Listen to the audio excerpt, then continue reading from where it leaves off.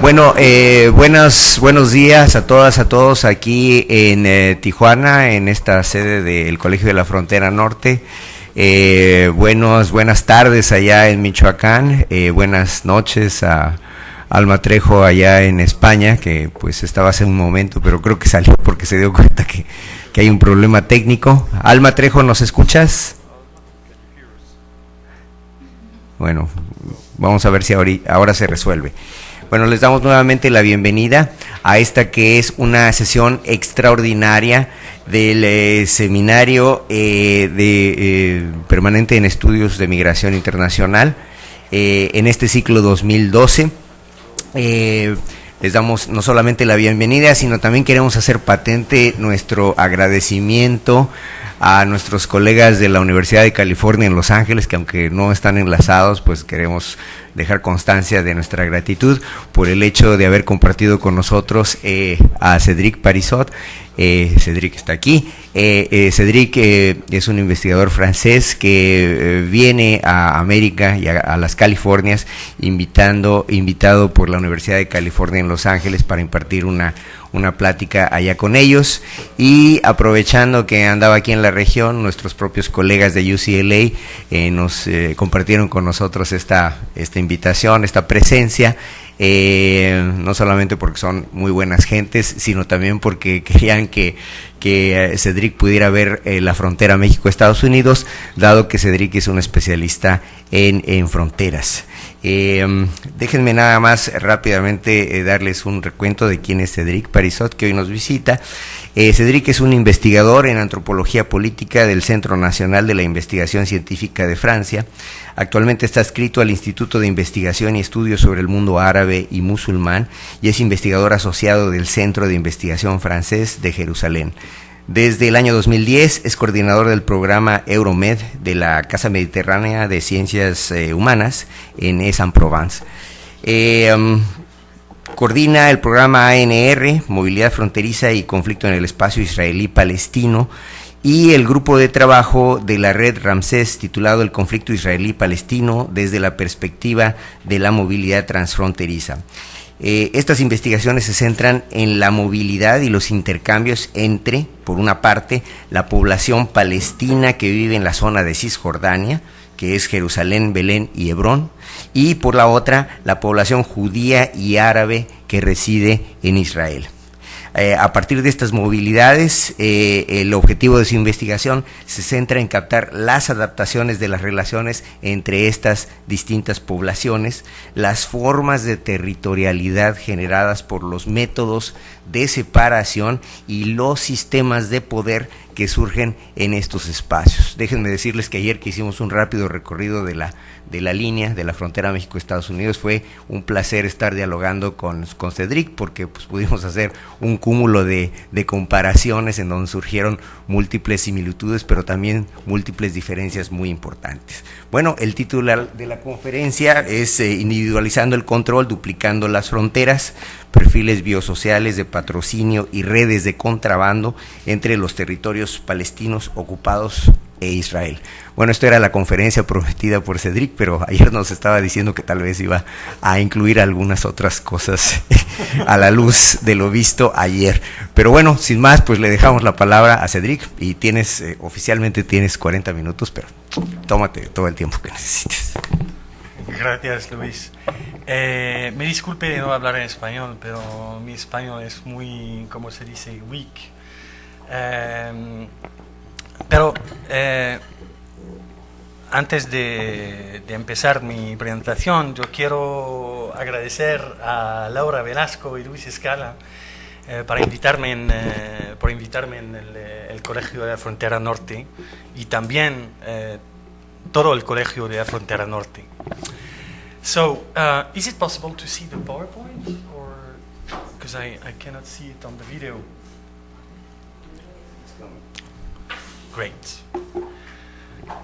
Okay, so the title of my presentation is Presentaciones, individualizando el control y replicando las fronteras.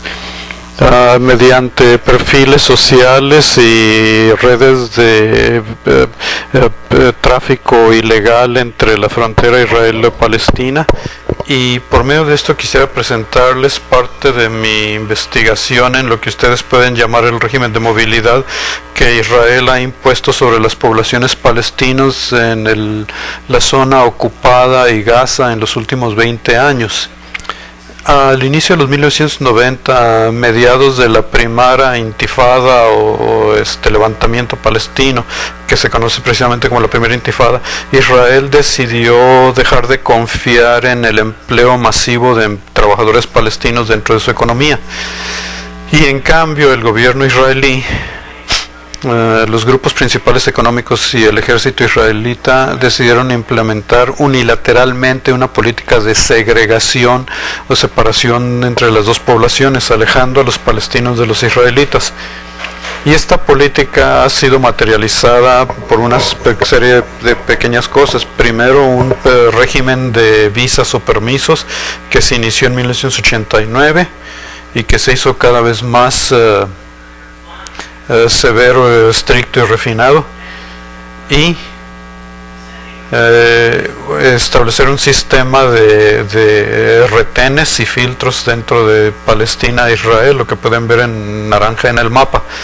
Y más recientemente, claro, los norteamericanos son los únicos. Israel además ha materializado más fuertemente esta política de segregación, de separación entre los territorios ocupados de Israel, construyendo un muro o barrera muy grande de concreto de 61 kilómetros de estructura, que es como hoy en día 75 kilómetros de largo, y lo pueden ver en el mapa. Y muchos académicos han visto los efectos de esta política de segregacionismo y cómo no llevó a separación territorial entre los espacios palestinos y israelitas, sino que llevó a la proliferación de fronteras administrativas y territoriales. Y si ven, estas son las fronteras reales en plural que pueden ver en este mapa entre los palestinos. Hay lugares, zonas militarizadas, cerradas, y tienen los lugares que están ocupando o invadiendo los israelitas en terrenos palestinos. Es que no pueden separar los territorios israelitos y los israelíes y los territorios palestinos. Y muchos de los documentadores o investigadores que han tratado de buscar esto y documentarlo, y cómo le podemos llamar régimen de separación y a la vez régimen de movilidad, porque la idea no es tanto separar los dos territorios, sino controlar las trayectorias de las dos poblaciones, dominarlas, controlarlas y dirigirlas a su propia voluntad, las dos poblaciones, para que no se junten mientras viven en los mismos espacios. Entonces la mayoría de la investigación se ha hecho sobre este régimen de movilidad, y se ha enfocado sobre los enfoques institucionalizados, buscando los mecanismos y las reglas, y muy poco en cuanto a la experiencia de los palestinos en sí, sino que el enfoque, más bien, jamás hubo documentación sobre los palestinos, se insistía más en la narrativa de la víctima para efecto de denunciar este sistema. Y más aún, lo que hacían básicamente, pues obviamente hacían ver la impresión de que los palestinos no se pueden adaptar y ni se pueden volver a recuperar sus territorios con estas restricciones, porque los palestinos históricamente han sido sometidos.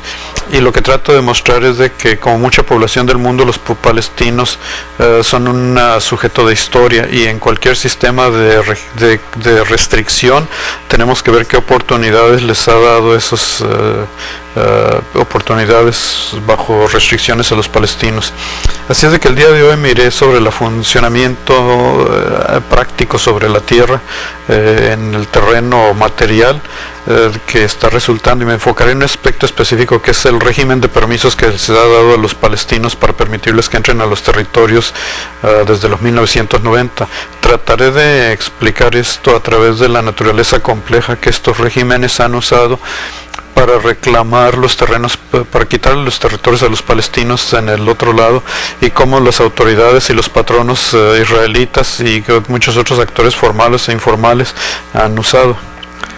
Así es de que veremos cómo hacer redes. Cuando nosotros vemos mapas, podemos decir que he decidido estudiar el funcionamiento de este sistema a través del ángulo de las redes, porque en la práctica estos mecanismos de control se someten a la doble individualización de los sujetos, que pone a las redes en el centro de su funcionamiento. El proceso de individualizarlos o segregarlos se basa en dos pasos: definiendo la capacidad de los palestinos para obtener un permiso de acuerdo a su nivel de seguridad y perfil biosocial, y segundo, imponiéndoles a los palestinos que los patrocine algún otro actor israelita, lo cual de hecho hace la asignación de un permiso a un palestino como obrero que dependa de su red de relaciones. Así es de que el obtener un permiso no es solamente la historia de un perfil biosocial del Estado, sino cómo los asignan en una red específica. Así es de que mi estudio tiene dos objetivos principales. Primero que nada, me enfocaré en la relación de redes y las interrelaciones para la asignación de los permisos, y que de esa manera pueda identificar los múltiples actores que entre ellos y a través del Estado de Israel están directamente tomando parte en la asignación de los permisos y por lo tanto al funcionamiento del régimen de movilidad que se les autoriza a los palestinos, y no solamente como un producto lateral de los israelitas creado por la administración israelita, sino como algo heterogéneo, como mecanismo de poder que involucra a muchos participantes más allá del Estado. Y a segundo nivel, y esto sería mi segundo objetivo, quiero enfatizar cómo se han constituido estas redes formales e informales y cómo afecta gravemente a cómo los palestinos se relacionan a los espacios que les conceden y cómo afectan o cómo afecta la ubicación de la frontera. Y comentaré en esta presentación que este régimen de permisos y la reapropiación de los muchos actores palestinos e israelíes en el Estado de Israel de algún modo duplica la frontera desde el punto de vista espacio geográfico, como ven en el mapa, como a las antropologías y topologías, y estas topologías son espacios en particular en las fronteras, como lo mostraré al final, que se ubican también dentro de estas redes. Y esto no solamente es algo metafórico, es muy concreto. Así es de que antes de que inicie el sistema de los permisos, porque quizá ustedes no estén muy familiarizados con el contexto israelí-palestino, primero empezaré con la primera parte durante 10-15 minutos describiendo, primero que nada, cuál fue, cómo vino este papel en el papel económico político de los palestinos en los últimos 40 años, y trataré de demostrar el contexto y la condición bajo la cual el nuevo régimen de permisos ha surgido y cómo ha afectado el contenido y la naturaleza y la forma de lo que nosotros pudiéramos llamar fronteras o perímetros en el espacio israelí y palestino.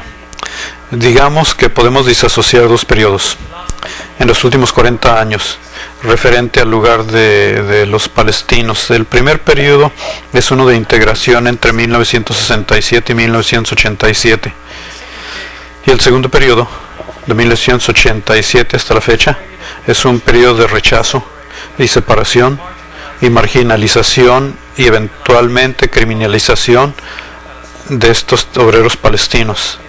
En el primer periodo de 1967, tras de que Israel conquistó la franja occidental, como ven en el mapa, los palestinos de los territorios recién ocupados no se integraron a la vida política de Israel, fueron integrados en cambio a la economía, pero no políticamente, no con derechos políticos, no como ciudadanos, simplemente como objetos económicos, como obreros.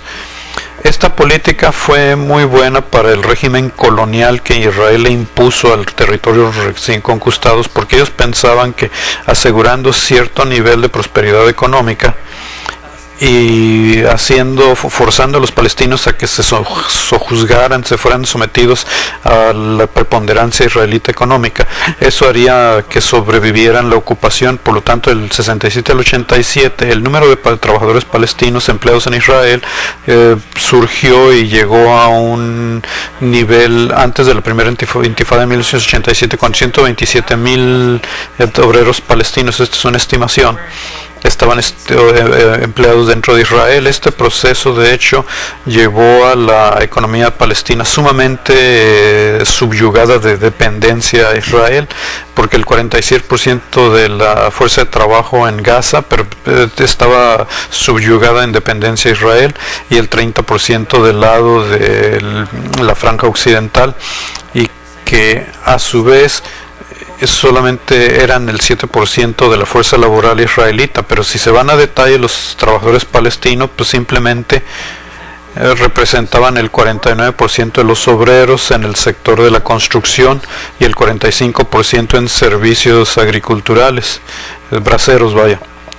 Y en Estados Unidos, cuando privó a México de obreros braceros, pues Israel hizo algo parecido al echarlos de la construcción y la agricultura.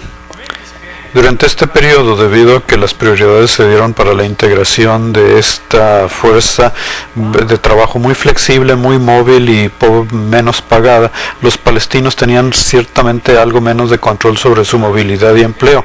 Y además, durante este periodo de 1987, cerca de 2/3 partes de ellos eran indocumentados. Y entre el 67 al 87, las fronteras que antes separaban a Israel de Palestina territorialmente desaparecieron. La situación cambió radicalmente tras el surgimiento de la primera intifada en diciembre de 1987, cuando los demostradores palestinos empezaron a confrontar regularmente al ejército judío israelita en el Banco Occidental, en la Franja de Gaza. Los movimientos políticos palestinos también se empezaron a organizar con acciones para hacer huelgas fuertes y directamente contra la economía israelita a través de huelgas generales o boicots de productos judíos. Y también, muy significativamente, muchos de los trabajadores que trabajaban en Israel les dijeron que no fueran, y muchos dejaron de ir a Israel. Entonces, eso cambió radicalmente la percepción de los israelitas a los palestinos, porque muchos trabajadores palestinos los veían como haciendo sabotaje o ataque físico a los patrones judíos.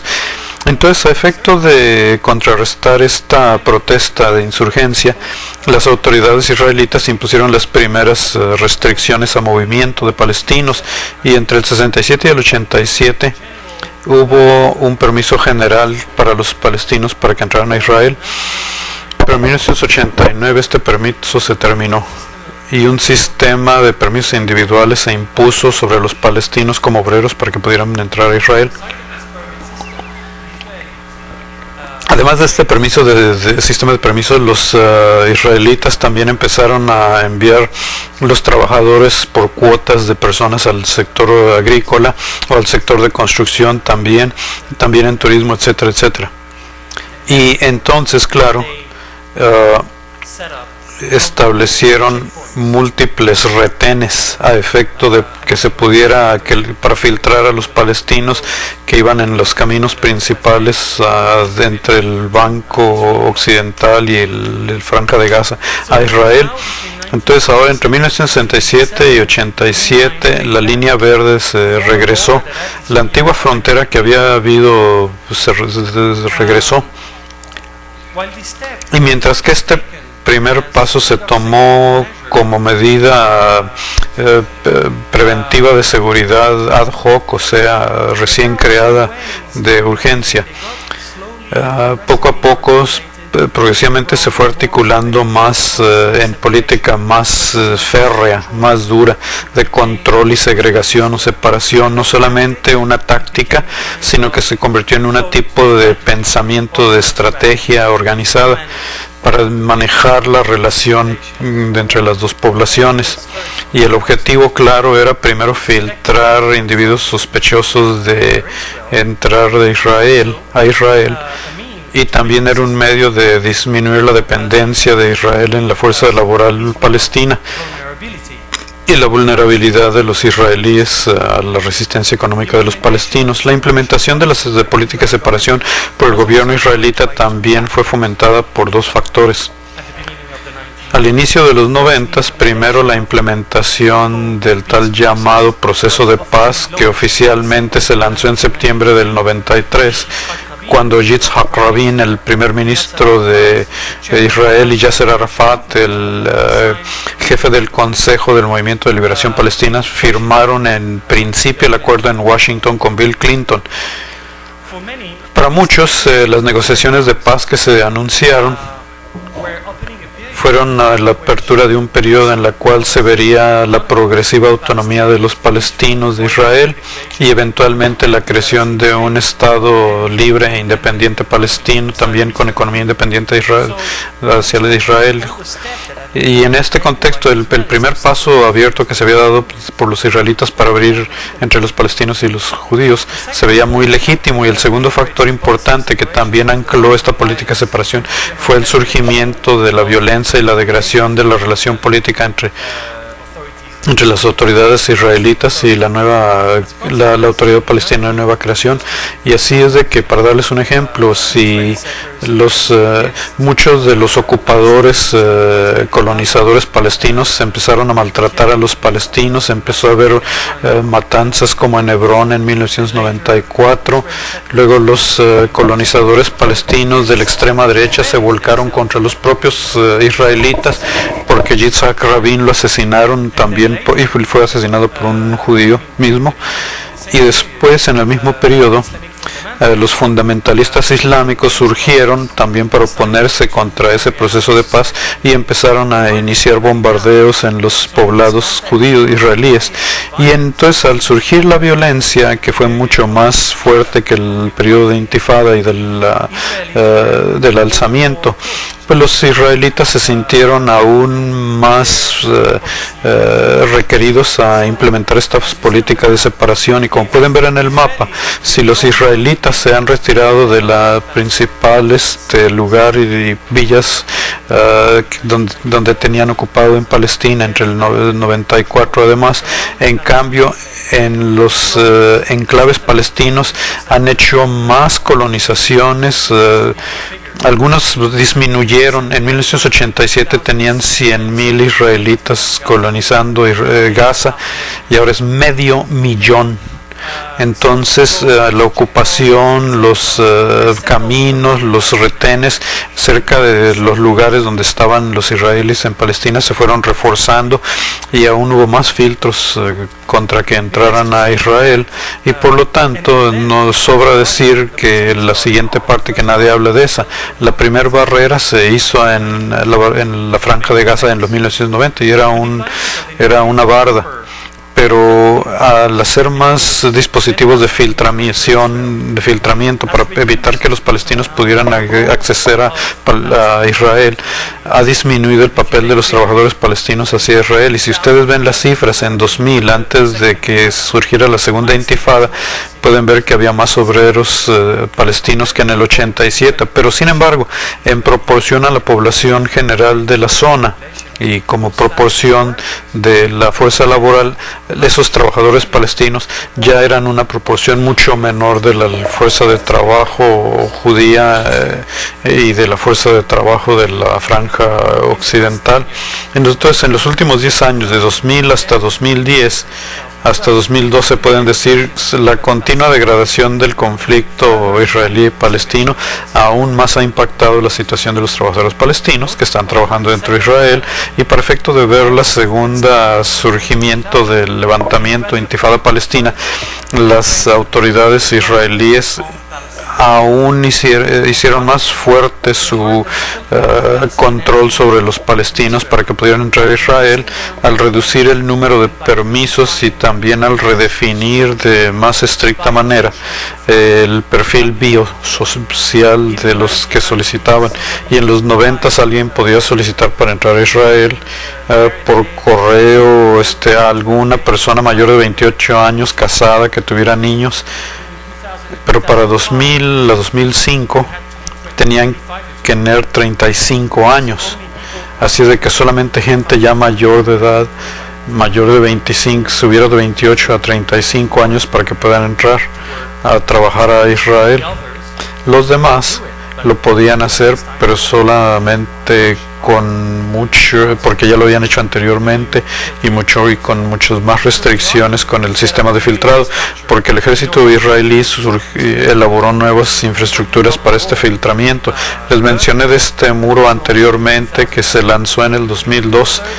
Las 2/3 partes de él están construidas hoy en día, pero el ejército también, su principal papel en el muro era canalizar a los obreros únicamente a cierto nivel de puntos de retén de revisión, y estos retenes de revisión en los 1990 fueron improvisados con ciertos torres, un jeep, unos cuantos soldados, y en cambio esto es lo que tienen en 2000.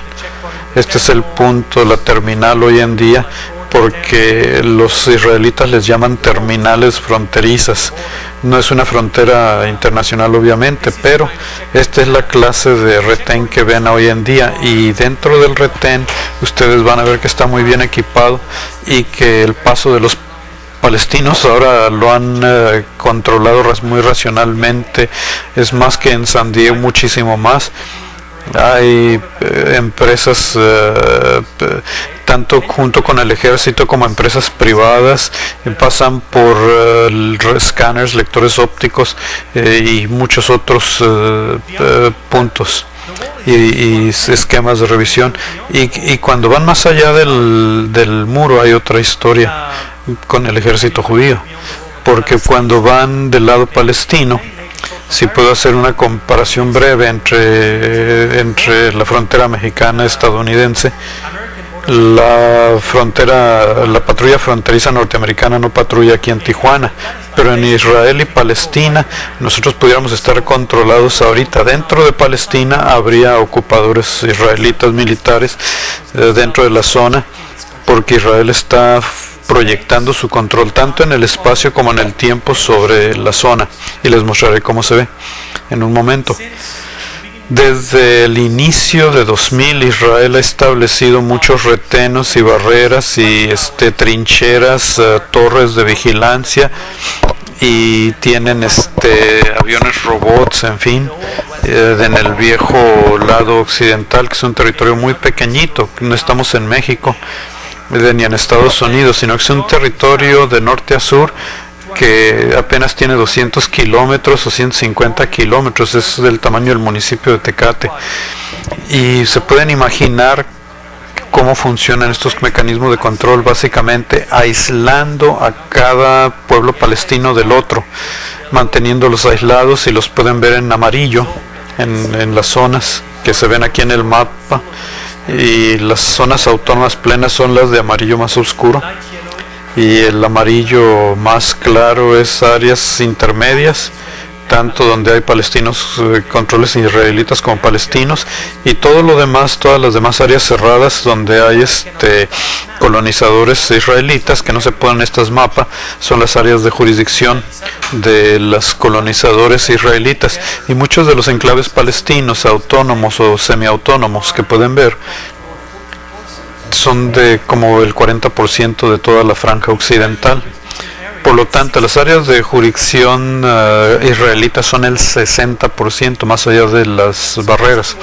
Así es de que cuando cruzan la barrera no salen de Israel para entrar a Palestina, sino que salen de una jurisdicción israelita para entrar a otra jurisdicción israelita judía.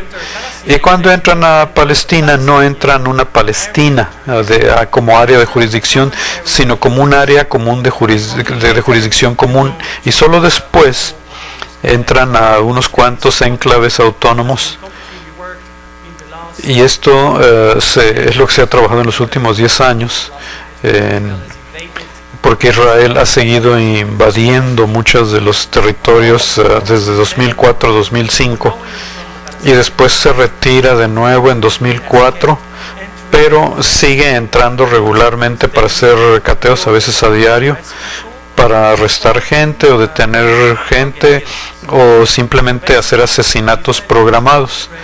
Entonces esto se ha esparcido por todo el espacio israelí-palestino.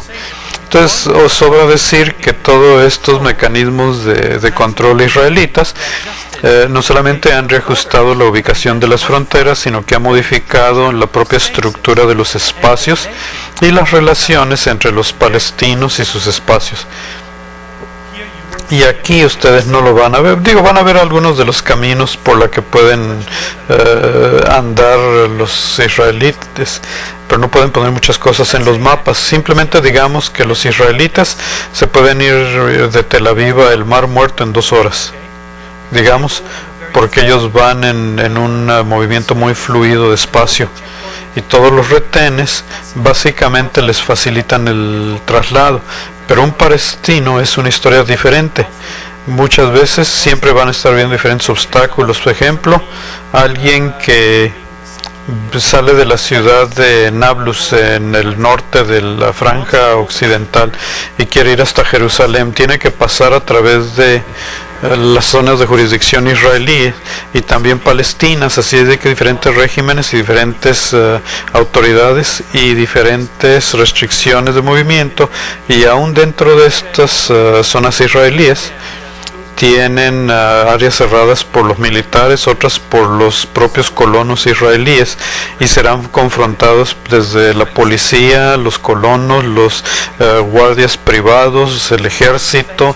Entonces se encontrarán con muchísimas autoridades. Y otra cosa es que Israel, a efecto de controlar a los palestinos en cuanto a que no haya bombarderos, que personas que vayan a llevar bombas, al hacer muchos retenes, como en 2010, cada semana el promedio de retenes era 100, y esto era sobre los 70 otros retenes que son permanentes. Entonces ustedes nunca podrían ser capaces de planificar su trayectoria anticipadamente solamente viendo un mapa, porque esto crea una asimetría entre los israelitas y los palestinos referente a la relación al espacio. Los israelíes pueden ver el mapa y decir, pues son 100 kilómetros, es hora y media, o unas 2 horas máximo. En cambio, un palestino tendría que tomar en cuenta muchas otras cosas, como los retenes, los cierres, etcétera. Y esa misma población, al moverse, tratar de moverse en ese espacio, pero no a la misma velocidad, puede durar hasta días, y sin obviamente los mismos derechos humanos. Entonces no solamente hay una proliferación de límites y perímetros o fronteras, sino también un desligue solamente para palestinos de controles contra el espacio. Por lo tanto, el control no se activa de acuerdo al espacio que están cruzando, sino a través de su estatus, de su perfil biosocial y su perfil de seguridad. Voy a decir que este régimen militar ya tan complejo en los últimos 10 años aún ha reducido peor el número de trabajadores palestinos trabajando en Israel, y de acuerdo al Buró Central de Estadísticas de Israel ya hay menos trabajadores trabajando en Israel y solo representan el 2% de la fuerza de trabajo en Israel. Nadie de Gaza se le permite desde el 2005 que salga de ahí, está totalmente cerrada, y en la franja occidental los palestinos tienen que ir a través de todos los retenes aún antes de que lleguen a la frontera con Israel. De acuerdo a las mismas estadísticas, el número de trabajadores no documentados también ha disminuido. Braceros ilegales ha disminuido inmensamente del 87 a solamente las 2/3 partes de la población que trabaja en Israel. Ahora ya solamente es un solo palestino de cada 5 que está sin documentos, y les puedo decir que esto no funciona. Esto es una burla, porque estas estadísticas no reflejan la realidad, porque tienen muchos más trabajadores ilegales o indocumentados, pero también yo diría que estas estadísticas, cualesquiera cosa que digan, esconden un fenómeno muy grande, que es el surgimiento de la economía informal de cruzar, para abarcar o darle una circunvalación a las restricciones. Así es de que si ven las estadísticas, los israelitas están obteniendo todas las ventajas en la movilidad de los palestinos, pero no tan completo como se quisiera. Esta economía se puede ver en dos niveles diferentes, ya sea porque se enfocan en estrategias para que crucen físicamente los obstáculos geográficos establecidos por los israelíes, o porque se enfocan en estrategias para que le saquen la vuelta a los obstáculos estatutarios, legalísticos, para poder obtener un permiso y luego poder cruzar legalmente estos retenes.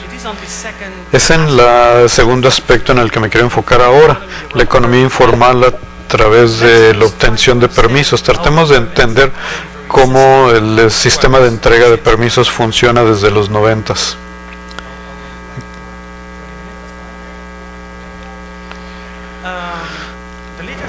El material impreso sobre estos permisos de movimiento para palestinos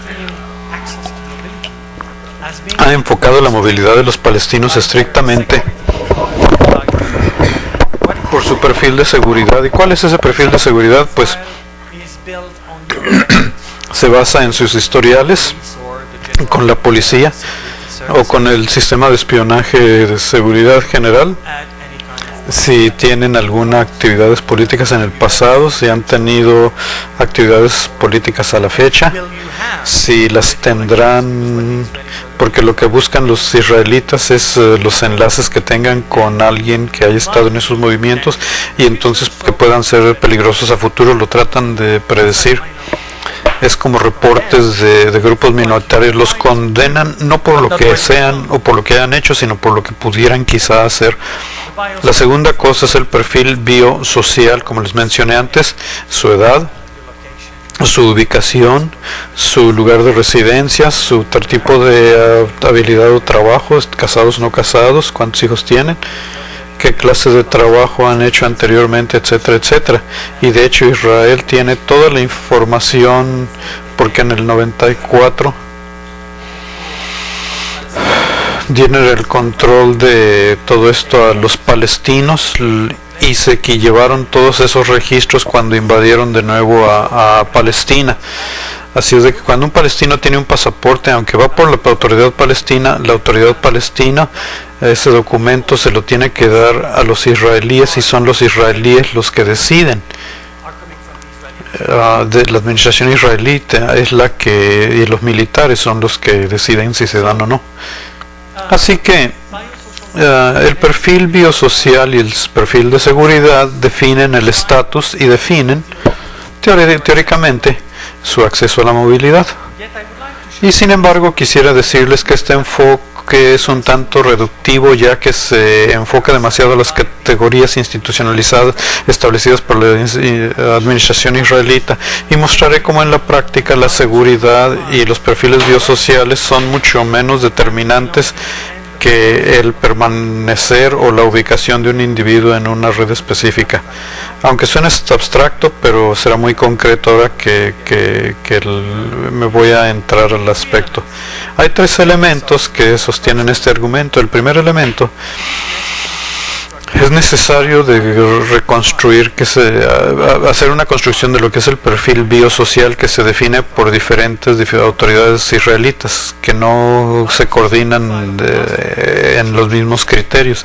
Han estado cambiando constantemente. Les he mencionado cómo antes eran de los 28 años de edad para que trabajaran, ahora es de los 35, y ahora es más de 30, y algunos israelitas en cambio, administradores, tienen que tener más de 35. Entonces, concretamente, no pueden confiar en una definición específica. Además, pueden decir que algunas personas que caen en ciertas definiciones se les puede rechazar los permisos sin que siquiera les digan por qué. Hay mucha arbitrariedad en la entrega. Entonces, en este contexto y en la práctica, si lo ven desde un punto de vista antropológico o social, como etnográfico, bueno, les diré, pues el perfil biosocial no es lo que cuenta en la realidad. Segundo argumento contra el perfil biosocial: no importando su perfil, una persona que esté dispuesta a obtener un permiso necesita ser patrocinada, y un trabajador palestino que esté dispuesto a trabajar en Israel necesita trabajar el patrocinio de un patrono israelí. Pero si no aunque cumplan con perfil pero no tengan el patrono, no les dan el permiso. Entonces, conforme las necesidades, este es el formulario que van, una pequeña muestra de algo de formulario. Tienen que llenar los detalles y número de identificación del palestino, su nombre, y con ello les dan un acceso a un registro para el registro de población, y tienen que ir entregando toda la información que les exija la seguridad israelí. Y luego después el patrón enviará este formulario a la oficina de trabajo de Israel, que es a su vez una oficina de seguridad, y esto será enviado al Sistema General de Servicios de Seguridad de Israel, que revisará, y después la GSSS lo enviará a la oficina de trabajo de Israel, que a su vez lo enviará al patrono, que a su vez se lo enviará al trabajador. Y claro, hay muchos otros patrocinadores que se pueden invocar dependiendo de la actividad y la ocupación de la persona.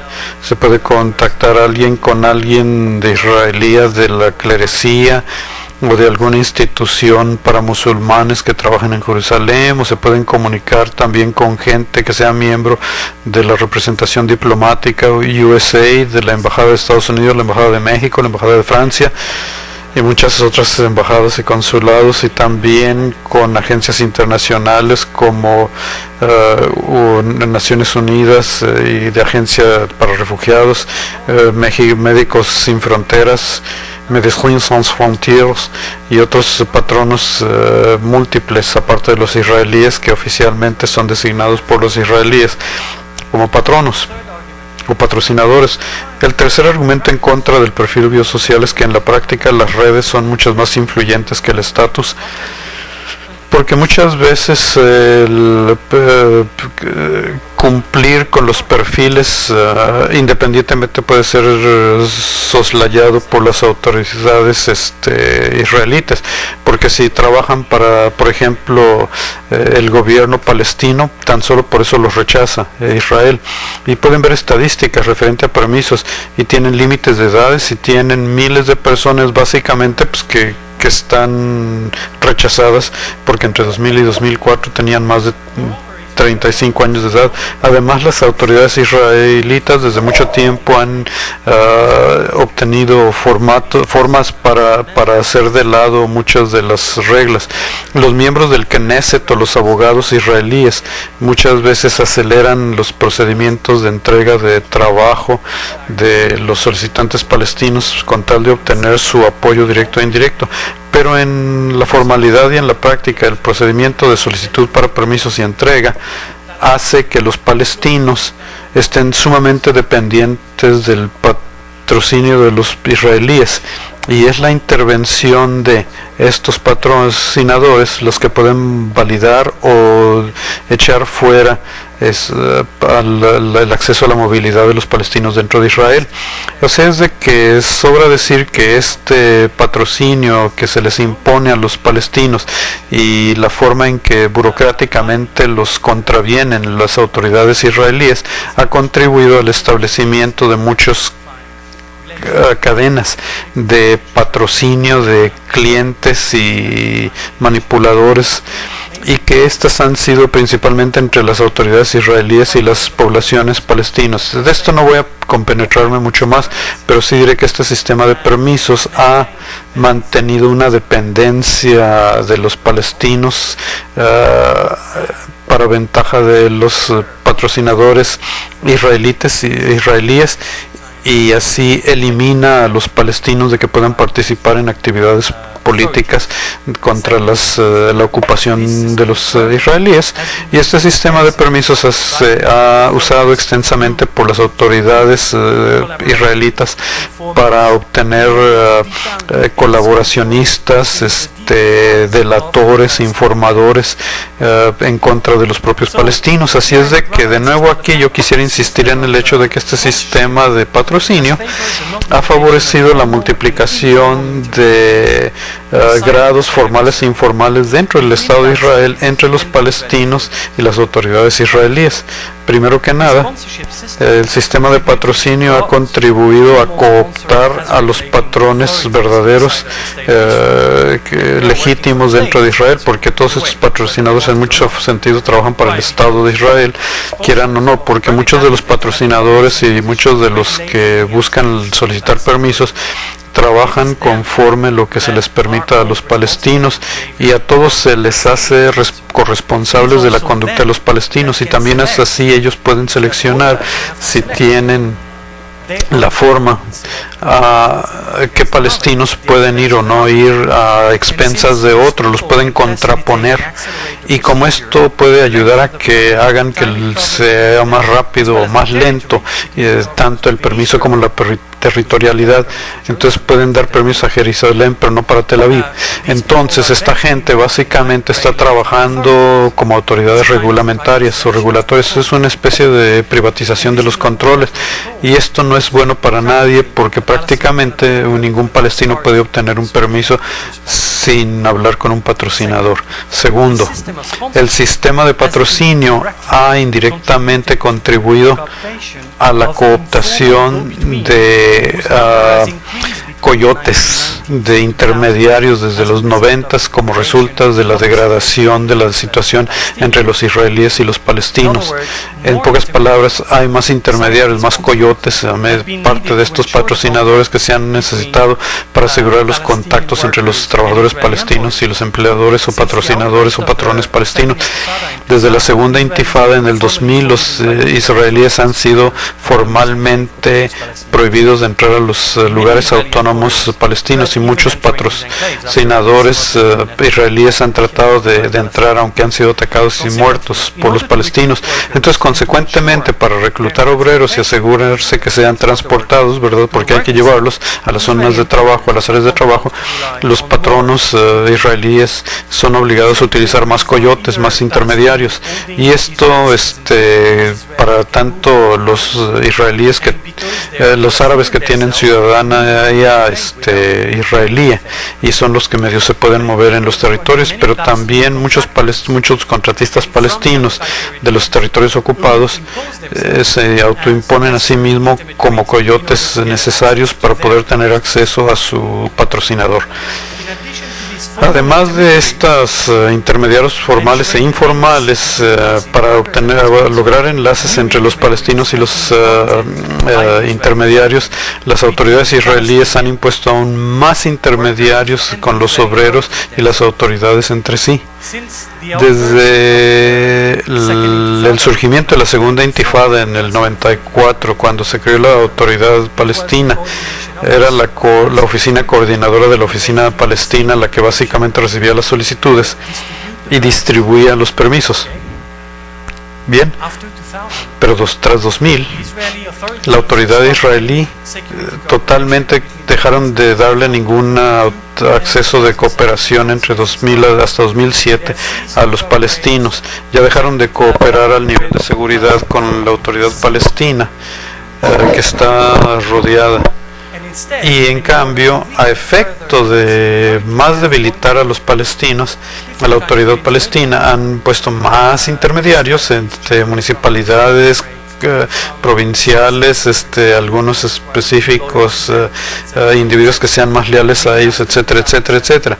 Y aún tras 2007, tras la cooperación en seguridad medio ha reiniciado, esa gente sigue funcionando para impedir a los palestinos o asistirlos, pero con más controles.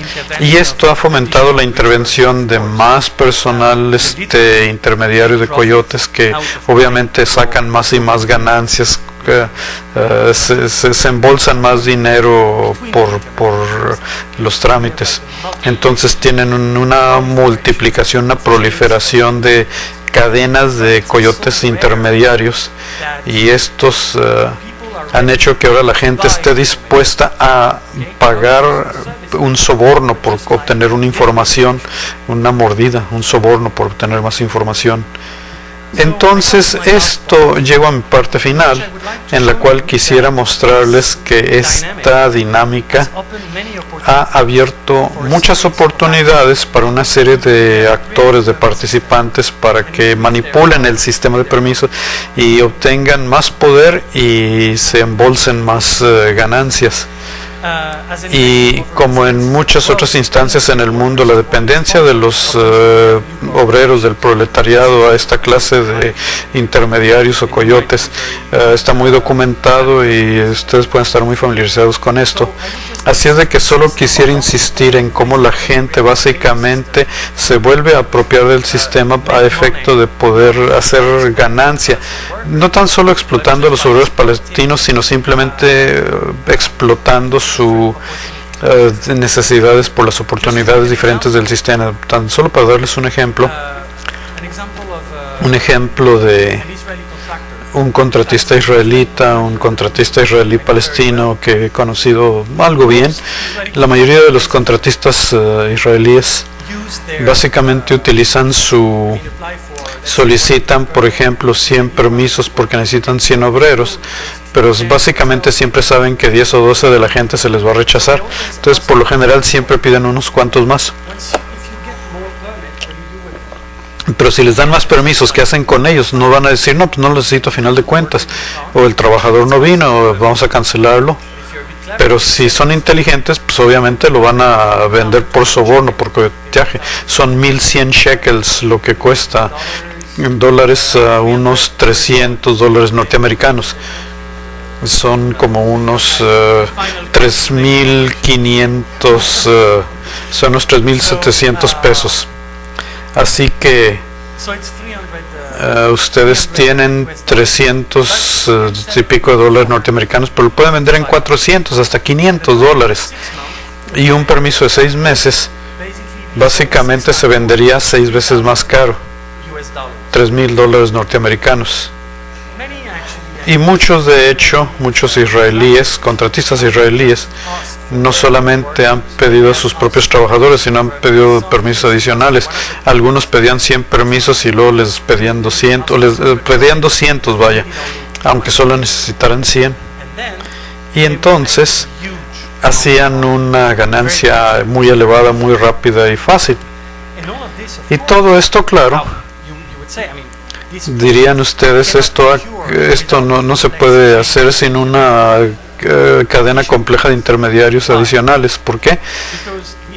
Porque solamente ustedes obtienen los permisos de la oficina de trabajo y los pases de permiso a través del Servicio de Seguridad General israelita. Así es de que no deben de cometer errores en esto, porque aún en el contexto local, así que tal solicitud necesita sostener todos los detalles, llevar todos los detalles exactos de cada persona que estaría, digamos, aceptable para el Servicio de Seguridad General israelita. Entonces no solamente necesitan conocer a la gente, sino que necesitan conocerlos bastante bien, tenerlos verdaderamente confianza, para que haya un cierto red de espionaje o inteligencia a nivel pueblo, a nivel aldea. Y de esa manera, si ustedes tienen esta clase de actividades a larga escala, necesitan un abogado israelita, un contador israelita, porque no pueden nada más decir necesito 200 obreros palestinos. ¿Para qué? ¿Qué van a producir? ¿Qué clase de actividades van a trabajar? Entonces los israelíes no solamente van a hacer una solicitud falsa, sino falsas cuentas, falsas actividades, falsas empresas, falsas declaraciones de impuestos. Entonces tendrían como que gente muy profesional de alto nivel para que les ayude a hacer todas estas trampas. Entonces tienen que extender esta industria de tráfico de permisos a más coyotes individuales dentro de la sociedad palestina e israelí. Entonces el dinero y el poder que se puede conseguir en estas actividades que empuja a la gente a ser controladas por esos coyotes. Dado que mucha gente obviamente no puede accesar a este tráfico de permisos, las reglas y las delimitaciones que se establecen a efecto de filtrar la entrada de gente dentro de estas redes de coyotes administrativos, porque se les puede llamar así, de algún modo constituye un nuevo obstáculo al movimiento social y humano, y todos estos obstáculos de hecho tienen mucho que ver con las conexiones o las relaciones e interacciones dentro de esas redes, que no se pueden definir pues como fronteras, sino que aunque funcionan como fronteras o supuestamente trabajan como fronteras, esta es la verdadera dimensión por encima de, y es las conexiones, las relaciones entre estas personas, amistades, conocidos, que de hecho determinarán si ustedes pueden o no las barreras físicas, los retenes físicos con un permiso físico. Así que, en conclusión, yo diría que conociendo el sistema de permisos israelíes desde un punto de vista de las redes, hay que conocer su verdadero funcionamiento. De hecho, va más allá de la definición institucional del régimen, sino que es identificando los muchos actores que están participando hoy en día en él, ya sean los israelíes, los palestinos, sus estados, sus actores no estatales, los actores locales e internacionales, los actores legales e ilegales, el mecanismo israelí de régimen de ocupación no es un régimen israelí de ocupación, es un régimen israelí palestino-israelí internacional de hecho, porque involucra la participación de todos estos actores diferentes al funcionamiento de su control. Además, lo que es aquí interesante también es ver cómo todos estos actores no solamente pueden reapropiarse de este sistema de restricción. Yo no diría de resistencia, porque pues, realmente creo que es inútil, porque ahorita quien decide que la persona resista es el observador, o sea, el poder. ¿Y quién se resista? El que trata de obtener el permiso y venderlo después. ¿Se está resistiendo contra quién? ¿Contra los israelíes o los propios palestinos? Y cuando ven este intercambio económico, cómo la gente está atrapada, y esta atomización o individualización de las prácticas económicas, ustedes definitivamente no pueden hablar de que haya una buena resistencia o una resistencia fuerte. Y diremos que desde la perspectiva de las redes ayuda, esto será el último, nos ayuda también a nosotros para mejor comprender cómo la individualización de los controles duplica las fronteras o extiende a esas fronteras dentro de otras topologías. Y estos límites no son una metáfora, no solamente son para los palestinos, son reales. Son algo como que ya se cruzó la conexión o la desconexión en la red y pueden ver a sus criaturas. Y además, estas fronteras o estas fronteras topológicas dentro de la red no vienen después, tampoco vienen simultáneas, sino que tienen que cruzarlas antes de, para efecto de poder cruzar de Tijuana a San Diego. Ejemplo. Gracias por su atención.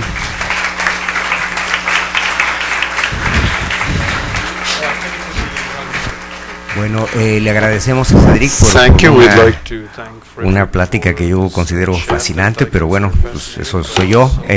A ver qué dicen ustedes. Entonces le voy a pasar ahora el piso a nuestra colega y amiga Laura Velasco, que va a fungir como la moderadora de esta sesión.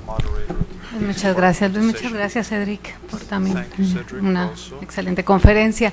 Vamos a iniciar con las preguntas de nuestros colegas que están en Coruña y en el Colegio Michoacán. ¿En Coruña tienen alguna pregunta? ¿Sí? ¿Coruña? Bueno, vamos mientras entonces con Michoacán. No sé si nos escuchan en Michoacán.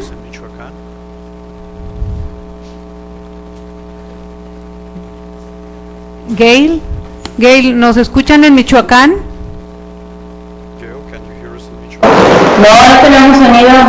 Acabo de entrar. ¿Escuchan? Ahora sí. Les decía que si tienen alguna pregunta o comentario, la pueden hacer en inglés o en español, con confianza, no sé. Bueno. ¿Tenemos conexión, Marisa? No, por lo pronto no hay controles en comentarios. Bueno, muchas gracias. Vamos a pasar aquí a la sala.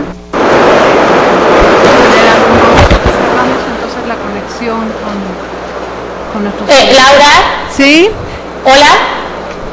¿Quién es? ¿Alma?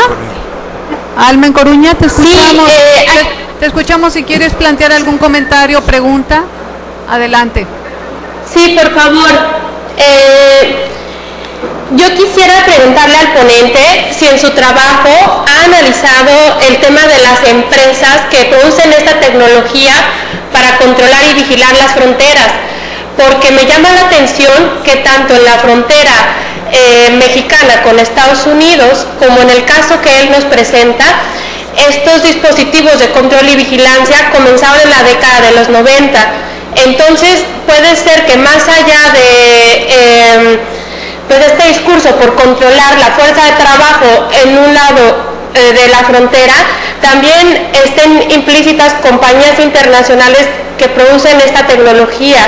No sé si en su trabajo ha explorado este tema en fronteras a nivel global, porque pues puede aportar alguna información si considera que la compañía que produce esta tecnología es la misma para estas dos fronteras, por ejemplo. Muchas gracias, Alma. Pues si quieres, Cedric, antes de pasar a la sala, si quieres responder, gracias. So I'm sorry, I mean to answer in English. Well, of course, I mean. Sí, claro.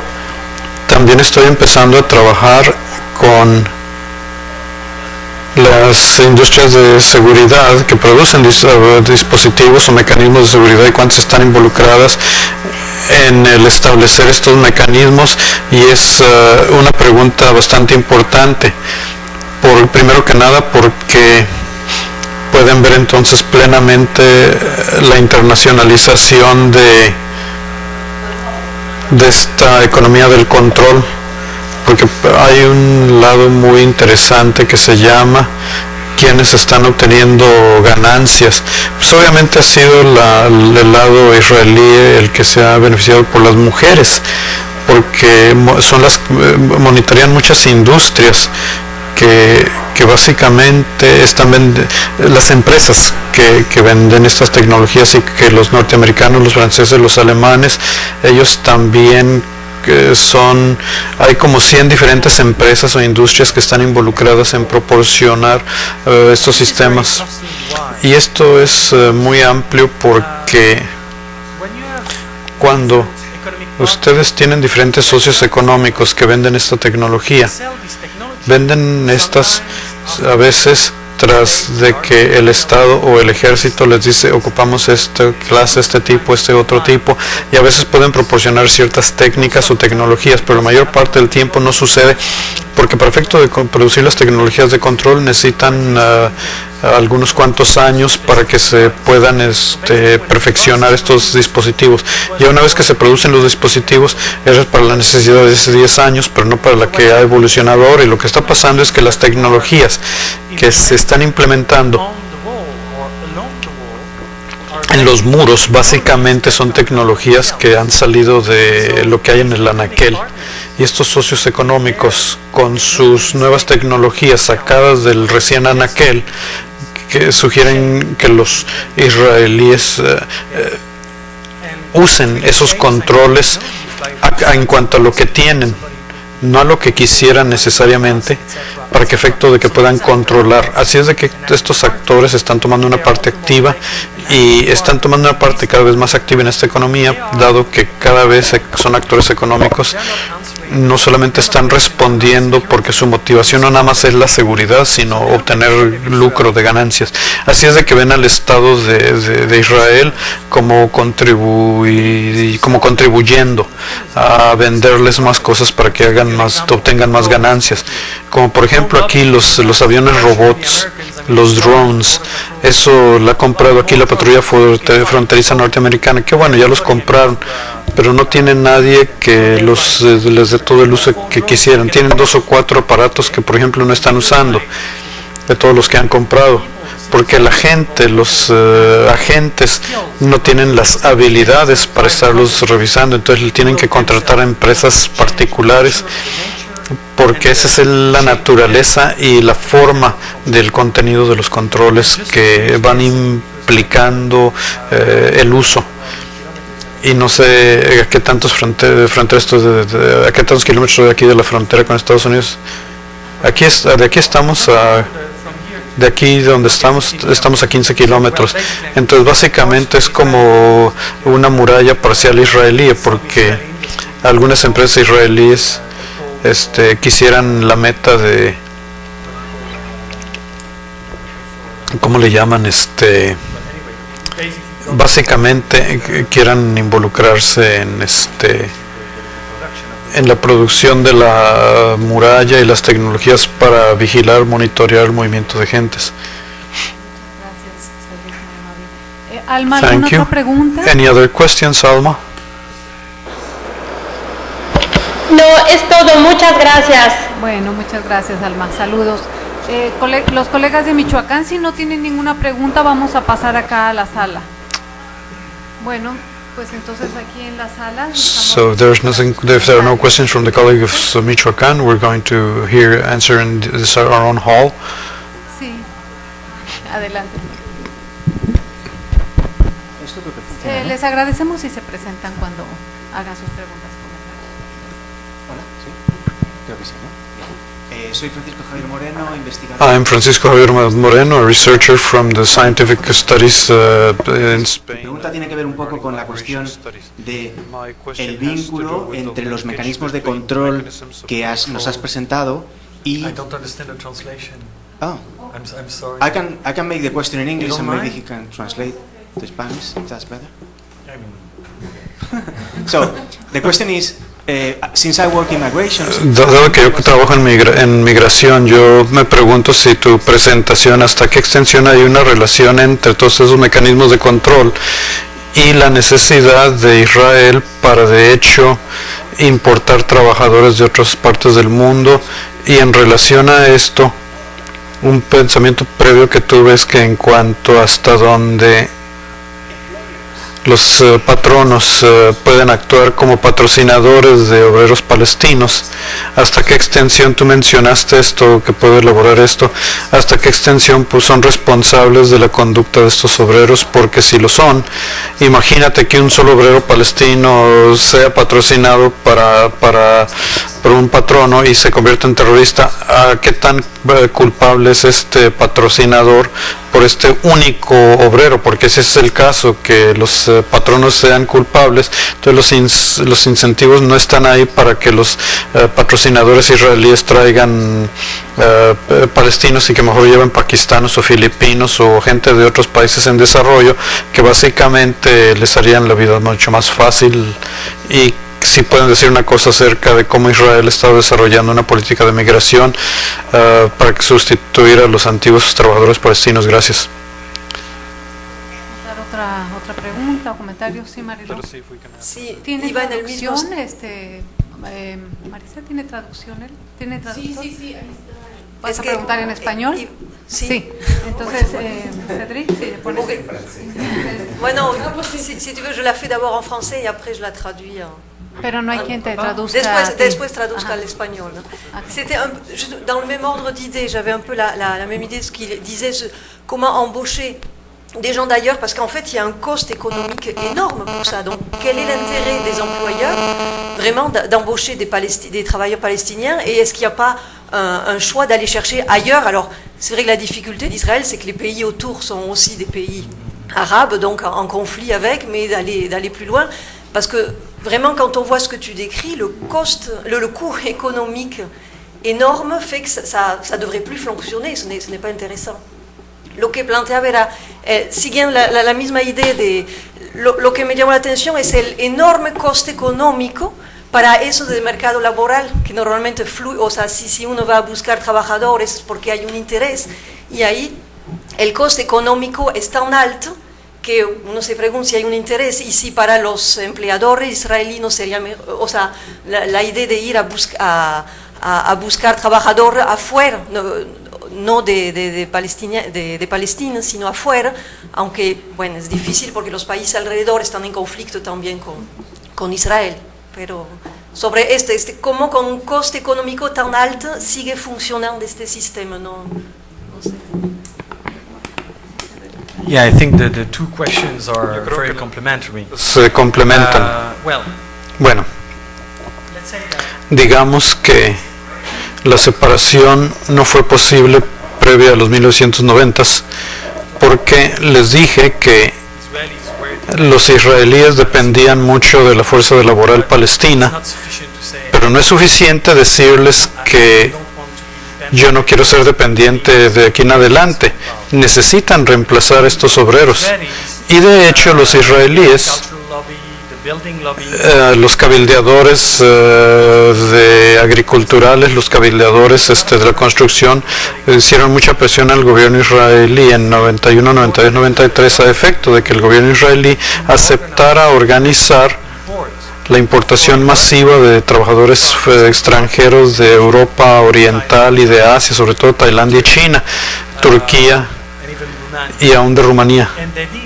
Y de hecho, Rumania, y de hecho aún en los 90s, debido a esta fuerza laboral, fue capaz de reemplazar a los palestinos, obreros palestinos, que los israelíes pudieron implementar su separación unilateralmente como política. Sin embargo, en los 90s, el número de obreros extranjeros no era suficiente comparado con la elevada tasa de crecimiento de la economía israelí durante estos 10 años de los 90s, esa década. Y básicamente los patronos israelíes siguieron utilizando obreros palestinos, y los patronos israelíes los conservaron por dos razones: porque aún con el sistema de permisos eran más baratos que los de muy de lejos, y segundo, eran más confiables porque cuando menos ya los conocían, la mentalidad, ya habían trabajado con ellos por 20, 30 años, al menos 20 años. Y básicamente preferían trabajar con los mismos obreros que contratar a algún chino, algún tailandés que no sabían sus hábitos o conductas. Y entonces hubo una cierta inercia del fenómeno, y por eso en los 90s Israel no pudo cortar en seco a los palestinos, y el 20% de la gente que aún queda en Israel siguen siendo palestinos, y la mayoría tienen enlaces familiares con la gente de la franja occidental o de Gaza, y que prefieren utilizar, claro, a sus familiares o a sus primos o algún otro socio económico que traer chinos o tailandeses que ni siquiera les entienden su idioma. Así es de que pues también tienen una dimensión social a ese fenómeno. Y luego en el año 2000, de hecho, si el número de trabajadores extranjeros hubiera sido más elevado, creo que llegó a 200, 300 mil trabajadores muy extranjeros, que era mucho más que los trabajadores palestinos. Aún así, en ciertas áreas o aspectos y sectores estratégicos, los palestinos son de más confiabilidad que los extranjeros. ¿Por qué? Porque los palestinos pueden ser muy fácilmente contratados, vaya. Con un permiso, aunque se toma tiempo, pero aún sin el permiso, en 1 o 2 noches puede estar alguien ahí. No necesitan llamar a una agencia, no necesitan pedir trabajadores de extranjeros que se los traigan y que no los conocen necesariamente. Entonces pueden confiar en gente que no confían. En cambio, en las redes ustedes pueden obtener gente por 2, 3 días, 1 mes, 2 meses, y ya decirles, ok, ya vete, ya regrésate. Entonces los palestinos, debido a que están tan cerca de los israelíes, aún siguen siendo una fuerza de trabajo muy fácil, muy barata y muy accesible.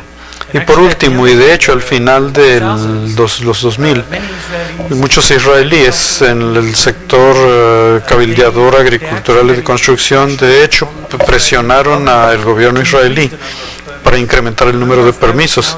El número de permisos actualmente es como menos de 50,000 al año en promedio.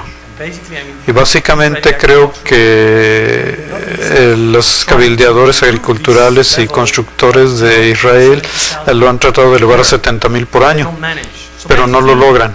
Así es de que básicamente el ejército y la policía deja que la gente entre,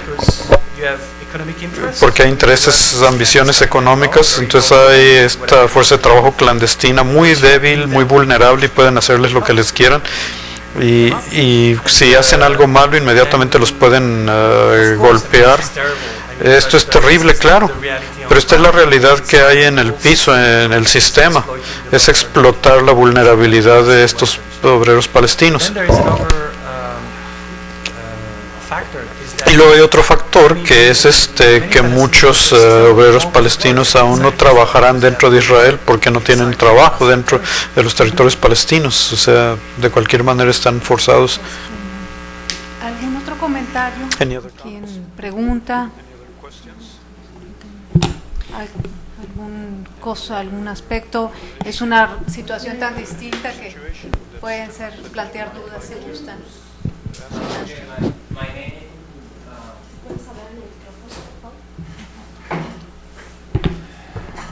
My name is Raúl Herrera. I came from UABC. These guys that you see los chavos, todos los morros que están aquí también son de allá. Estábamos hablando de aspectos económicos, pero ¿cómo piensa que Irán puede utilizar esto como pretexto contra lo de Israel? No hablo económicamente, sino más bien en cuanto a asuntos de seguridad, porque Irán es un estado árabe. Grave error, no son árabes, y los palestinos también son de la misma región. Así es de que esta situación de Irán e Israel es muy intensa. Así es de que yo quisiera saber si usted nos pudiera decir algo. Thank you. Any other question? If there aren't any, I have my own question to address. Many, of course, but I'm going to make just one, taking advantage that I have the microphone. I was thinking that there are. I was thinking that. Can you listen? Testing 1, 2, 3.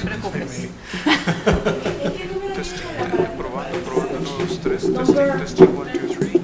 ¿Tres? Can you listen? Testing 1, 2, 3. Ah, sí, gracias.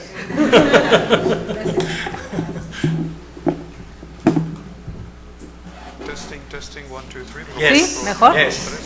Muy bien. Vale. Bueno. Gracias. Se va a alejar un poco de la pregunta de nuestro colega, pero bueno, tú haces la fabuloso trabajo de unir las preguntas. Pensaba que escuchando tu conferencia y nosotros viviendo en esta frontera encontramos muchas similitudes, ¿no? En términos de los mecanismos que están operando y en particular con el aspecto del control, ¿no? El control de la frontera. Y pensaba en dos asuntos que planteabas, uno en particular, que era cómo este control sobre el espacio se proyecta más allá de la frontera física, ¿no?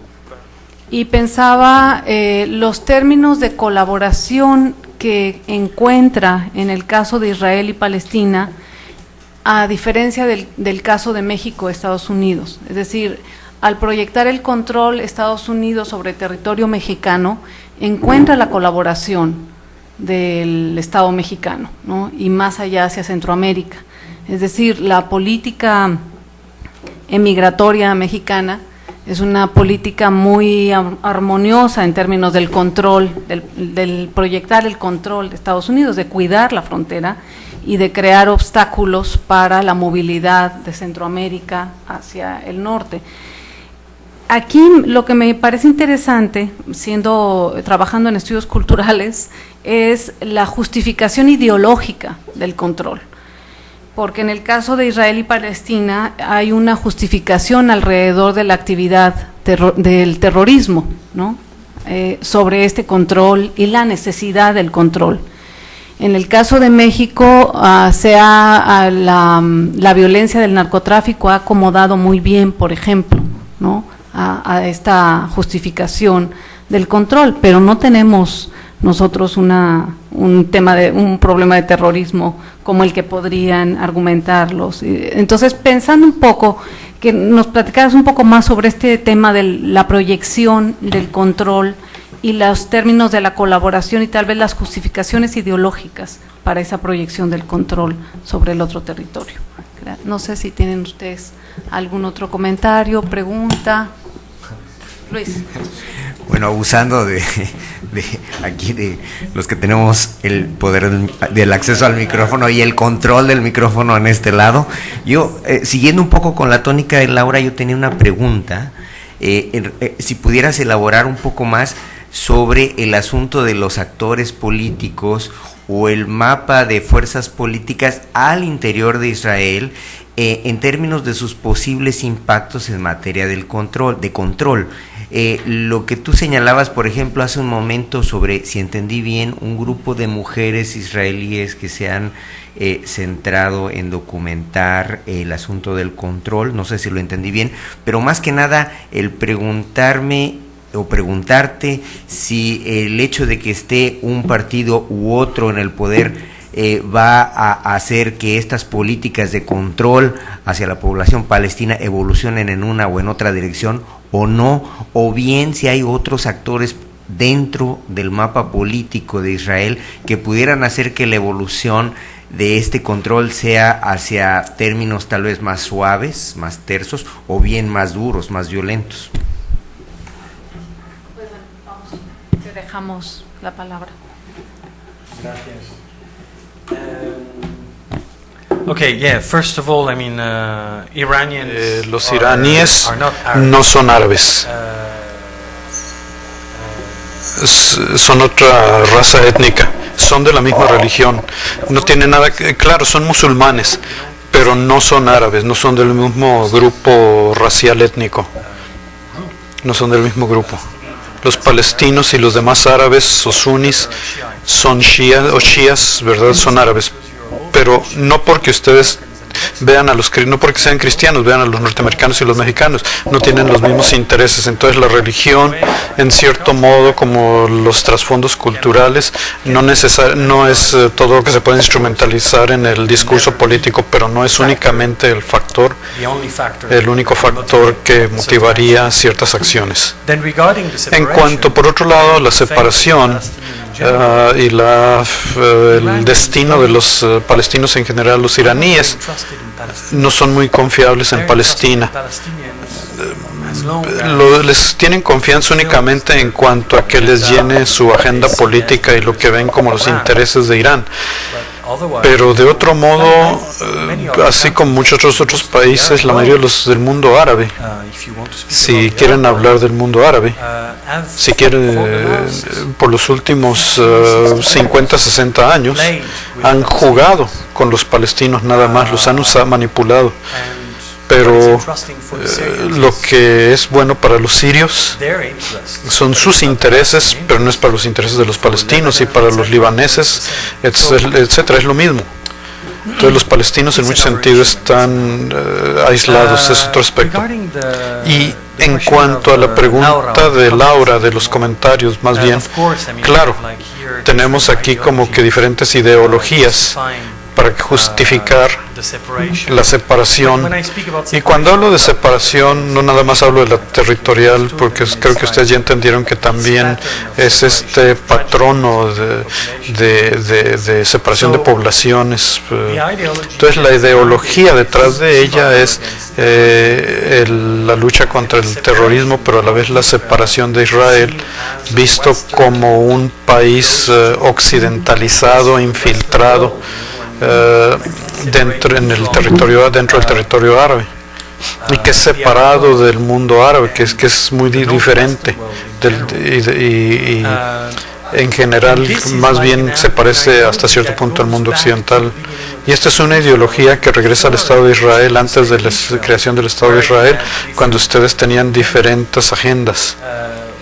cuando básicamente algunos grupos pensaban de cómo integrarse con los palestinos, mientras que otros no, decían no, hay que ser diferentes. Aún el concepto de la muralla de hierro, de la muralla de acero, Avi Shlaim, un académico israelí que trazó toda la historia de esta concepción de separación, y curiosamente la separación no es únicamente en la agenda de los de ultraderecha.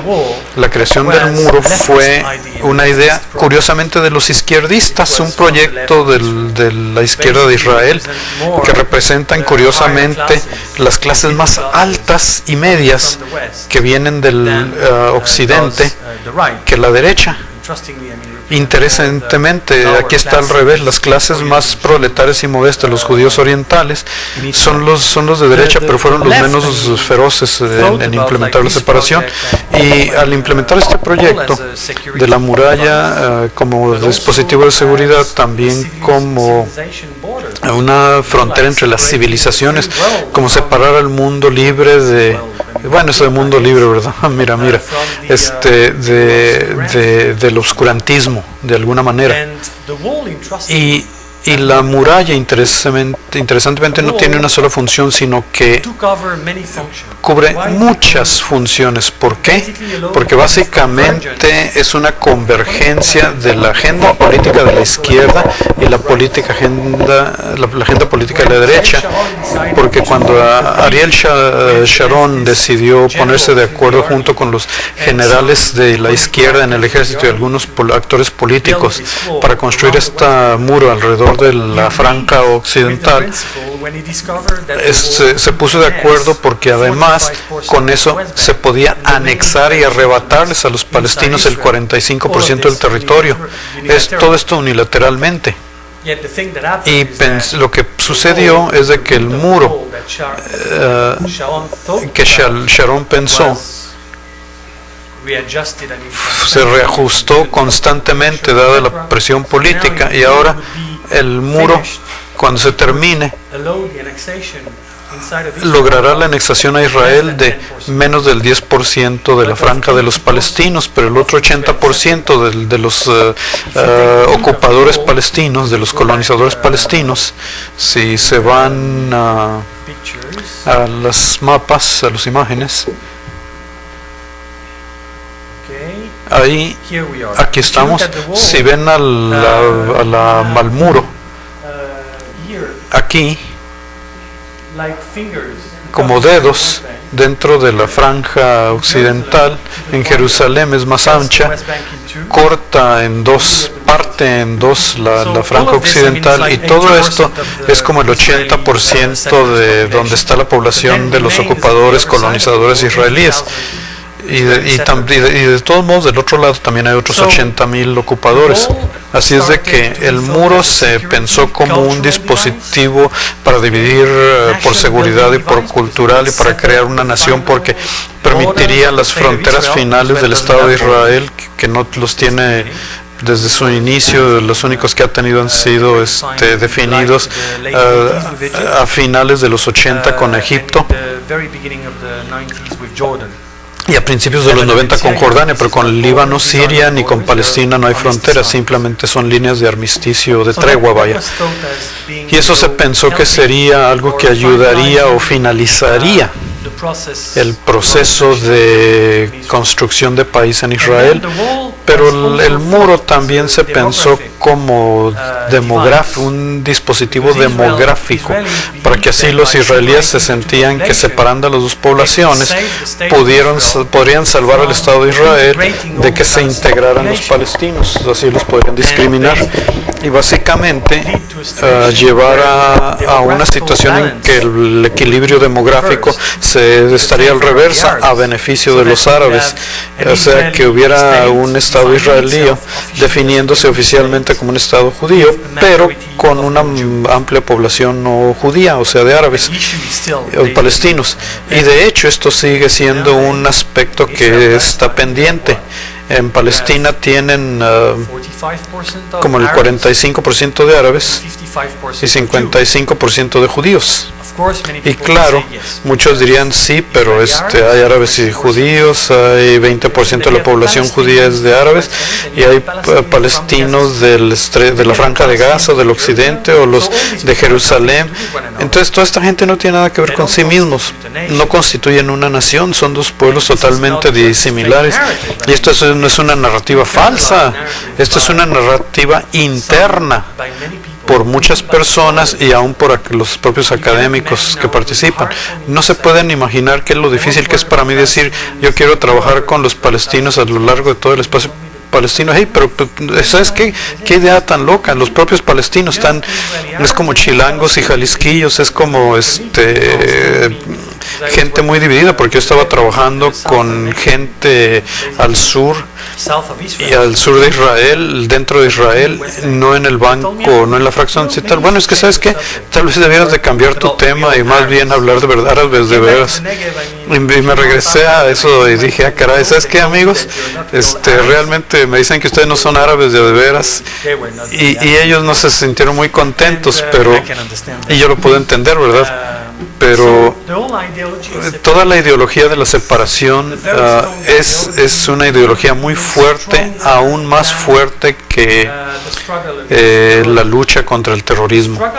La lucha contra el terrorismo en mucho modo vino en los 90s con los palestinos que se iban de bombarderos, y tras del 2000 como un movimiento aparentemente legítimo del ejército, y muy bueno, de hecho legítimo, claro, pero fuerte aparentemente, porque eso sí, de tener bombardeos pues es algo que se tiene que hacer, pero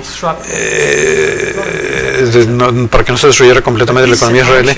Pero la separación, entonces, la cosa interesante ya después fue que lo diría en francés, se traduciría en inglés como tengo que trabajar en traducirlo, en las traducciones, en las interpretaciones, pero lo que nosotros comentamos en este libro es de que básicamente el sistema israelí de control es muy contemporáneo, no es anacronista, no es un sistema colonial anticuado, sino que es muy actualizado. ¿Por qué? Porque juega con la ideología de un Estado moderno, un Estado-nación moderno que se considera que tiene límites, sus fronteras muy bien definidas, con una población homogénea y con una zona exclusiva de control del Estado. Esto es como los israelíes promovieron al construir el muro, para asegurarla hacia adentro contra los de fuera. Pero si ustedes ven el mapa, este mapa, pues pudiera apoyar no puede sostener ni apoyar esta clase de narrativa. Este sí, pero este otro no. Y aquí en cambio es una proyección de control.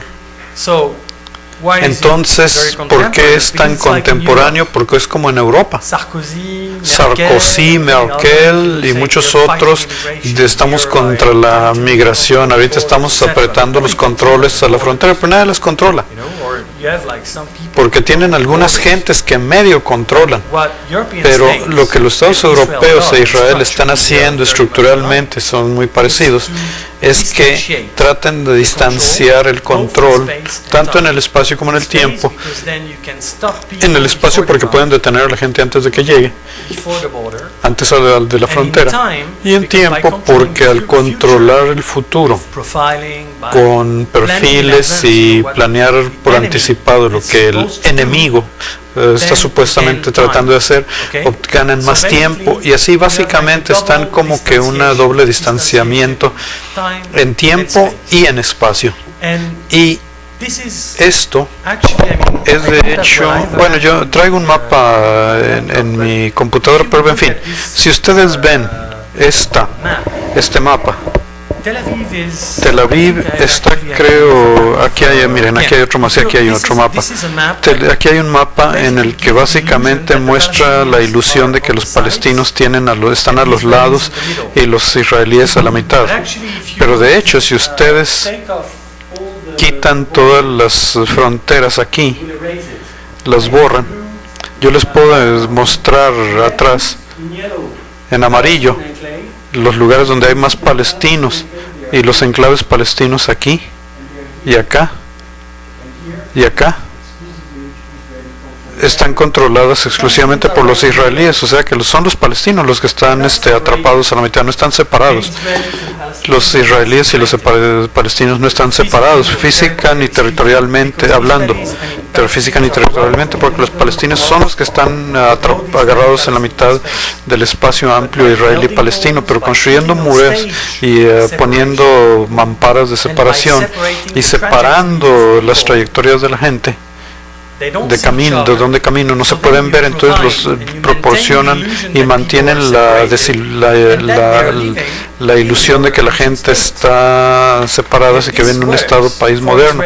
Y esto funciona para los israelíes porque ellos pueden manejar muy rápido y no los están revise a cada rato en cada retén, para ellos no es problema. Pero para los palestinos, en los últimos 10 años han experimentado una continua recrudecimiento de la presencia del sistema de control israelí, y están viviendo en un espacio social sumamente fragmentado, así es de que los israelíes se pueden proyectar con más fuerza con esta ilusión de Estado moderno, y muchos israelíes lo creen y han tomado el conflicto que lo han aventado al otro lado del muro. Pero la misma gente, si les preguntan cómo es que ustedes van o cómo pueden ustedes ir al Mar Muerto, van a través de enclaves palestinos, y ellos de hecho, aunque lo harían físicamente, pero dicen no, cuando vamos al Mar Muerto, de aquí, acá, nosotros no vamos a través del territorio palestino ocupado, porque todo ha sido organizado para empujar, echar a los palestinos y separar la población. Muchísimas gracias, qué fascinante realmente. Thank you, it is truly so fascinating, and if you have any other comments or questions, please. Mi nombre es Mirta, venimos de la universidad. Mi pregunta es de lo que acabo de decir. ¿Cuál es el daño que todo esto le ha dejado a los palestinos, a la sociedad palestina, internamente, con ellos como individuos y con ellos, con el gobierno, y con ellos, los gobiernos y las empresas, ellas, no entre los palestinos y los israelitas? Muchas gracias. ¿Alguna otra pregunta, Margarita? Bueno, pues entonces.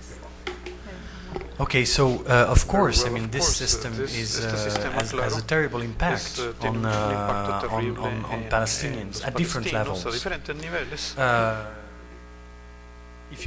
Si ustedes ven esto, comprenden que el muro y todos estos mecanismos diferentes de control han interrumpido la fábrica social. Y para dar un ejemplo, conozco buenos amigos que viven en Bethlehem, y básicamente esta gente tienen parientes en Nablus. En los 90 iban seguido a visitarlos una vez al mes o 2 veces al mes para visitar a sus parientes. Tras 2000 simplemente dejaron de ver a su familia, porque de ir de Belén a Nablus en tiempos difíciles son 6 horas durante la intifada, y para que un israelí, para que hiciera la misma trayectoria, era solamente media hora. Y necesitaban 6 horas sin saber que lograrían llegar al lugar. Entonces la gente decía, solamente es cosa de tiempo, no es cosa nada más de momento, porque todo el mundo tiene vidas, y cuando tienen que levantarse a las 4 de la madrugada para ir a un retén tras otro, esto es básicamente lo que desincentiva a los palestinos. O sea, Muchas veces hasta el final no se van a tardar la misma cantidad de tiempo con sus padres porque básicamente necesitan levantarse muy temprano y necesitan acostarse temprano. Así es que toda su vida social básicamente está estructurada por el tiempo y las horas que se pasan en los retenes. Así que, de hecho, yo he hecho un artículo, lo he escrito, que se llama Temporalidades y Percepciones de Separaciones, que está en el internet, lo pueden obtener ahí fácilmente, y es básicamente cómo los israelíes y los palestinos perciben pasar un retén. Para los israelíes simplemente es gasto de tiempo, contaminación de tiempo, que se puede entender como que si están en una posición de pasarla muy rápida y que simplemente es una pequeña incomodidad en su vida.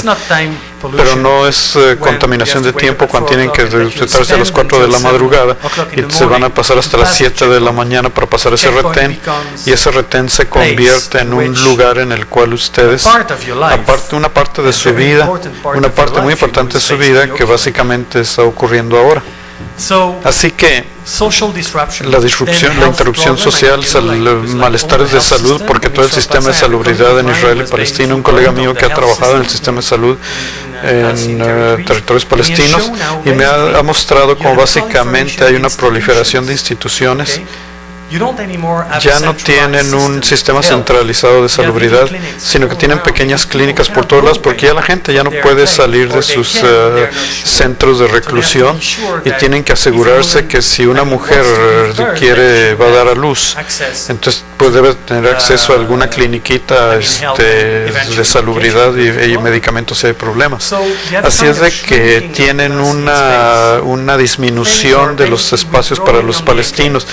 Se están constriñendo dentro de los enclaves, y lo mismo en la economía. Ya todo lo tienen que sacar por vueltas porque ya no pueden ir directamente si viven en una aldea. Si ustedes viven en esta aldea, aquí, Pablo, y aquí tienen una población, una ciudad, entre ellas hay la muralla israelí, y entonces va a haber retenes, y el pequeño suburbio de Clotilde fue separado por el muro de la ciudad, básicamente el centro de sus vidas. Y esto ha ocurrido en tantos lugares. Entonces los israelíes en 2004, Ariel Sharon dijo que esto se implementaría, lo que él llamó un plan humanitario, pero dada la descontinuidad entre los centros de población, los enclaves, donde hay caminos o veredas y todos interrumpidos, son para israelíes, pero son barreras para los palestinos. Básicamente Sharon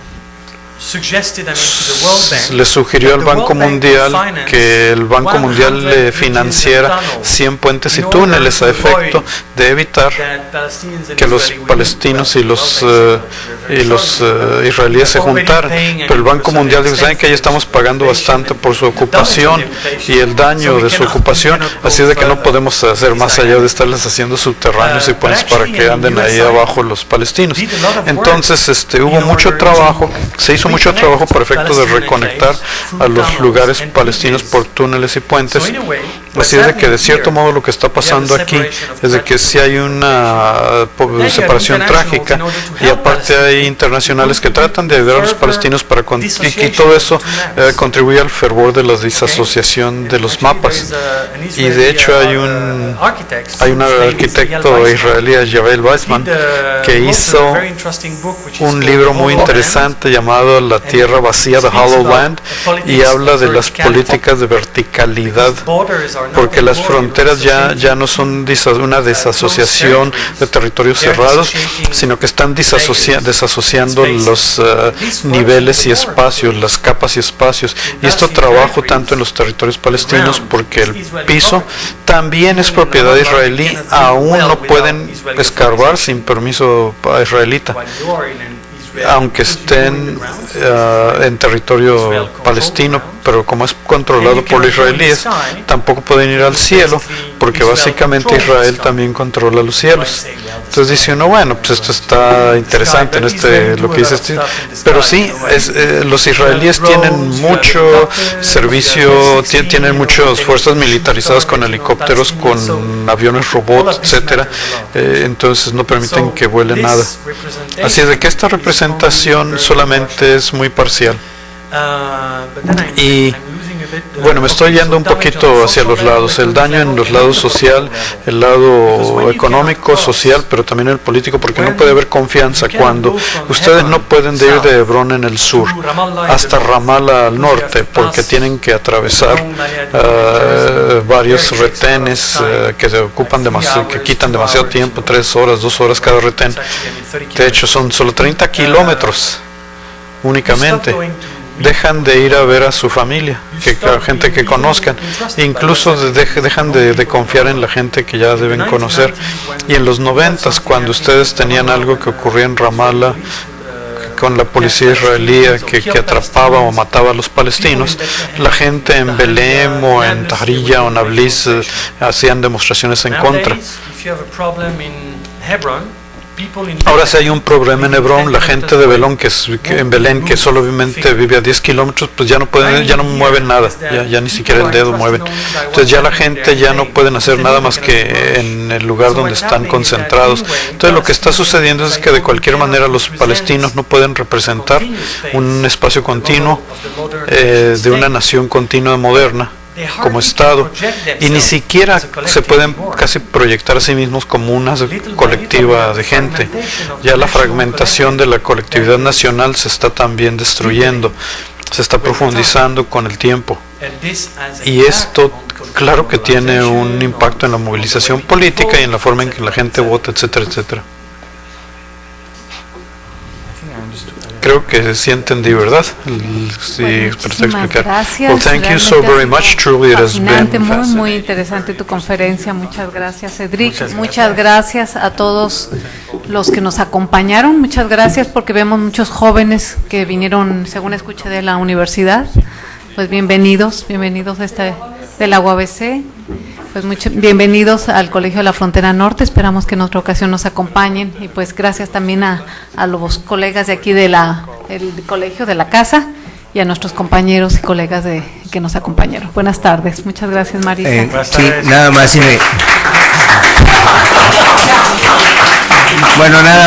si me permiten, bueno, además de añadirme a las gracias a Cedric y también a las sedes virtuales que estuvieron en España como en Michoacán, les agradecemos su presencia, y también aprovechamos para invitarlos a la siguiente sesión del seminario, que será el próximo viernes 1 de junio, que será transmitida desde la Ciudad de México. Y sin más, pues por el momento les agradecemos y les deseamos un feliz día.